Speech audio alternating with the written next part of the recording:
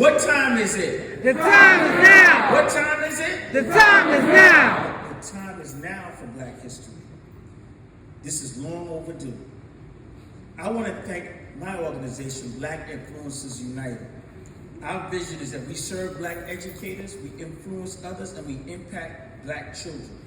We are a collective group of teachers, principals, assistant principals, parents, community leaders. We are all together, one village. The principals are not talking in the corner to the principals, and the teachers over here talking to the teachers or at each other. We are involved with each other, and that's how we build our village. And so I want to thank them.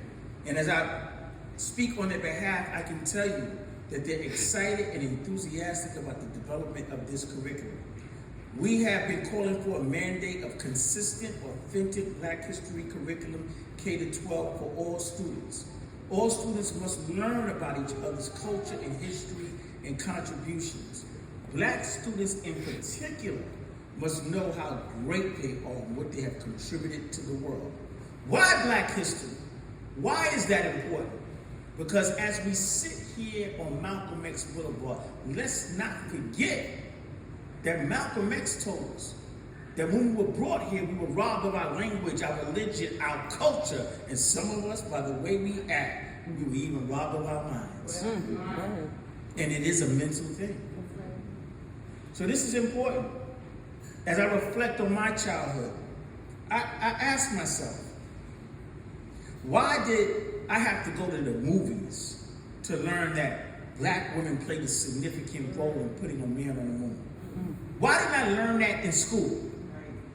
Why did I have to learn, or why are our children having to learn about Tulsa, Oklahoma 100 years later because it's a 100-year anniversary? Why wasn't it known in the books? Our students should be learning about ancient African civilizations and ancient African educational institutions like Timbuktu. We're not in opposition to the current history. We just want to be included in it. So if it's okay for me to learn about the greatness of Greek and Rome, then tell people about the greatness of Egypt and Ethiopia. Tell them what we've contributed. Because then we'll have balance. Our children begin to see themselves differently, walk differently, because they know they come from greatness, and others will have greater respect for us. I think about this issue in America. It's really a knowledge or lack of knowledge issue. I think about people who sit in authority over us in our communities. What about if they were children? They learned about the greatness of the people that they're in authority over. Maybe they serve them better. Maybe the policymakers would think different. Maybe the judges would think different if they had the knowledge. If they understood not only what we've contributed, but also understood what we've been through that has led us to this condition that we're in, because this condition is not our definition. So let's remember, this is what this is about. This is about changing the paradigm for our children. And so we thank you for being here. I'm going to ask that, excuse me, before I do that, I got to lift up some names, because that's the African way.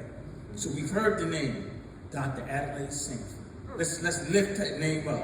Our lifetime commitment, her whole life, and she's inspired educators throughout this country. She is walking Black history. Former principal of Crispus Attucks in Brooklyn. Former vice chair of the New York State Board of Regents. Mama Rosalind corrected me the other day. She said, don't forget to lift up the name of Dr. Asa Hillard and the work that he has done. We're not here, the new guys on the block, and we got this curriculum. We are here in legacy. As Mama Duke said, we are here because we're just the link in the chain. We got to make sure we do our part. Dr. Henry Clark. Can we say Ashe? Ashe. Lifetime. Dedicated his whole life, sacrificed his whole life to advance our knowledge of who we are. Dr. Jacobin. Can we say his name? Yeah. I think I heard Dr. Leonard Jeffries mention earlier. It is so important that we recognize that we are not here in and of ourselves. And we have to be intentional about telling their story in this story. So we're going to ask all the speakers to come up because we're going to take a photo. And then we're going to open it up to Q&A from the press. And I want to remind the press that we are only talking about Black history today. Don't ask me about nothing else. You're not going to get an answer. It's about Black history. And nothing will overshadow the greatness of this day. So